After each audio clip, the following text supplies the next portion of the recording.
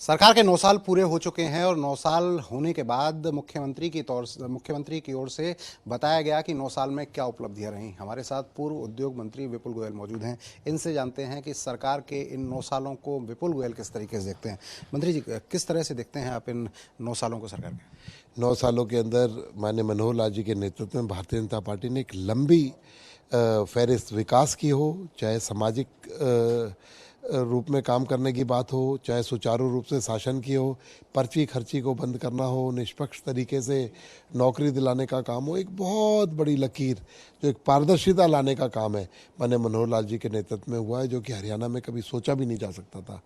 और उसको एक हरियाणा एक हरियाणवी की बात जो मनोहर लाल जी ने की, बहुत बड़ी उपलब्धियां। मैं कहूँगा 9 साल का शासन बहुत ही फंटास्टिक शासन था और अगले आने वाले 2024 में हम चुनाव में आ रहे हैं और तीसरी बार माननीय मनोहर लाल जी के नेतृत्व में भारतीय जनता पार्टी की सरकार बनने जा रही है। 2024 की बात आपने की। हम देख रहे हैं कि 2024 से पहले अचानक भारतीय जनता पार्टी के प्रदेश अध्यक्ष बदले गए। ये क्या स्ट्रेटेजी रही? देखिए, वो 3 साल का कार्यकाल होता है अध्यक्ष जी का, तो वो कार्यकाल पूरी, ये नियमित प्रक्रिया है, कोई आज की प्रक्रिया नहीं है, नियमित प्रक्रिया है।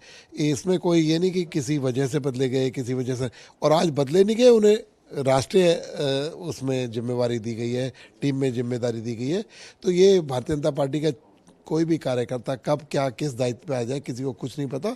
तो ये सब भारतीय जनता पार्टी के अंदर चलता रहता है और कार्यकर्ताओं की पार्टी लोकतांत्रिक व्यवस्था है, उस लोकतांत्रिक व्यवस्था के नाते ये सब बदलाव होते रहते हैं। अच्छा, आप 24 में जीत का दावा कर रहे हैं, लेकिन हम अगर कांग्रेस को देखें, आपके जो विरोधी या विपक्षी दलों को अगर हम बात करें, तो वो इस बात का दावा कर रहे हैं कि जनता जो है भारतीय जनता पार्टी से दुखी है और 24 में पूरी तरह से कांग्रेस की सरकार बनने वाली है। देखिए, वो जो जनता के बीच में नहीं है, वो जनता की बात करते हैं कि जनता दुखी है।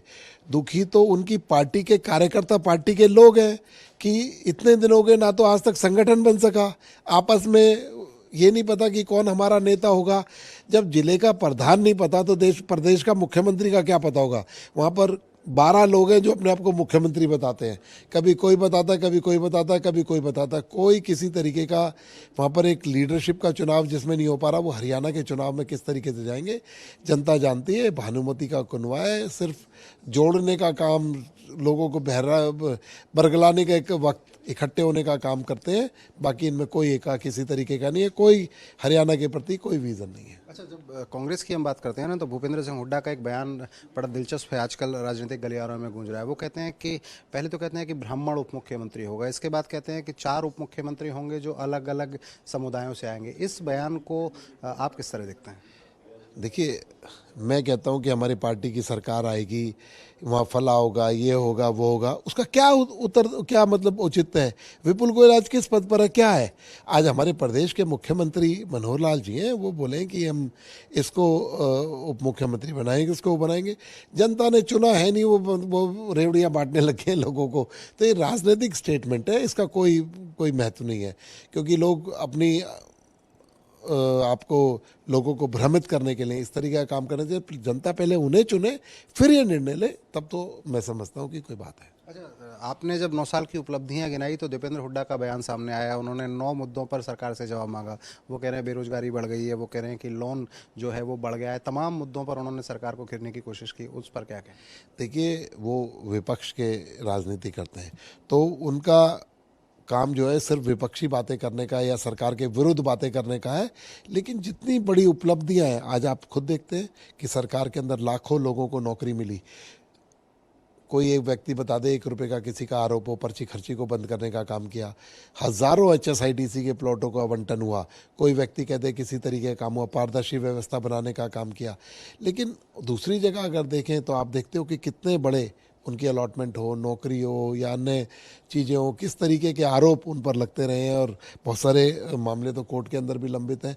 तो मैं समझता हूँ कि 9 साल का जो शासन है, बहुत ही एक ईमानदार छवि वाले मनोहर लाल जी के नेतृत्व में हरियाणा की सरकार चली है। और आपने देखा होगा, पब्लिक इंटरफेरेंस को ख़त्म करके ऑनलाइन जो हर सिस्टम के अंदर क्या है, पोर्टल के अंदर जो व्यवस्था की गई है, चाहे और सबसे बड़ी बात जो इस राज्य के अंदर कि जो लाभान्वित लोग हैं वो जनधन खातों के तहत उनकी जो भी लाभार्थियों को जो सुविधा मिलनी है बगैर किसी दलालों के डायरेक्ट उनके खाते में पहुंचने का काम आज यहाँ मनोहर जी के नेतृत्व में 9 साल के अंदर हुआ है। मैं समझता हूँ कि जनता के हितों का ध्यान रख के जनता की डेवलपमेंट के लिए सरकार चल रही है। 24 की जब हम बात करते हैं 2024 की, तो पहले लोकसभा के चुनाव आने वाले हैं, उसके बाद जो चुनाव हैं वो विधानसभा के होंगे। पहला सवाल तो मेरा आपसे ये कि पिछले अगर हम 2019 में आते हैं तो हम देखते हैं कि 2019 से पहले आप पूर्व उद्योग मंत्री थे, अचानक आपकी टिकट काटी गई, क्या कोई मलाल अभी? देखिए, मैंने कहा ना, ये लोकतांत्रिक व्यवस्था है। यहाँ किस व्यक्ति से कब क्या काम लिया जाना है ये पार्टी तय करती है। पार्टी ने कहा कि विपुल गोयल को संगठन में ज़रूरत है तो संगठन में जिम्मेदारी कि वहाँ का काम लिया गया। अब सरकार पार्टी चाहेगी कि विपुल गोयल को चुनावी राजनीति में उतारना, तो वहाँ जहाँ भी सत्ता हमारे लिए सिर्फ और सिर्फ कहते हैं ना सेवा का साधन है। सत्ता उपभोग करने का साधन नहीं है। वो पार्टी के कार्यकर्ता होने के नाते करो, चाहे पार्टी के अंदर किसी सरकार में किसी पद पर रहते हुए करो, ये पार्टी निर्णय करती है। कई सारे लोगों की टिकट बदली गई, कई सारे लोगों को दूसरी जगह लिया। अभी आपने कहा कि प्रदेश अध्यक्ष को बदल दिया, ये निरंतर प्रक्रिया है भारतीय जनता पार्टी के अंदर, क्योंकि यहाँ पर एक व्यक्ति एक बपौती नहीं है, किसी परिवार की पार्टी नहीं है, यह कार्यकर्ताओं की पार्टी है, लोकतांत्रिक व्यवस्था है। 2024 की बात करें, चूंकि उसी की बात हम कर रहे थे, तो राजनीतिक गलियारों में बड़ी चर्चा है कि विपुल गोयल अब लोकसभा का चुनाव लड़ने की तैयारी में है। मैंने कहा ना कि भारतीय जनता पार्टी का कार्यकर्ता होने के नाते चाहे उद्योग मंत्री का दायित्व हो, चाहे कार्यकर्ता का दायित्व हो, हम लोग 24 घंटे पब्लिक के बीच में रहने का काम करते हैं, लोगों से आना जाना रहता है, लोगों के दुख सुख में शरीक होते हैं, उनकी जो प्रॉब्लम है उसमें हम लोग चलकर उसका निवारण करने का काम करते हैं।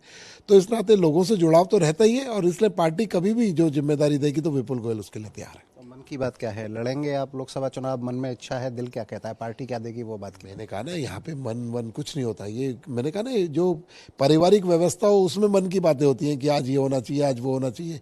एक लोकतांत्रिक व्यवस्था है, जो पार्टी निर्णय तय कर देगी, पार्टी संगठन जो तय कर देगा, विपुल गोयल उस पर चलने का काम करेगा। अच्छा, लोकसभा चुनावों में कितनी सीट आप मानकर चल रहे हैं कि मिलेगी? और इसी तरह से विधानसभा की अगर हम बात करें, क्योंकि पिछली बार तो 75 बार का नारा था।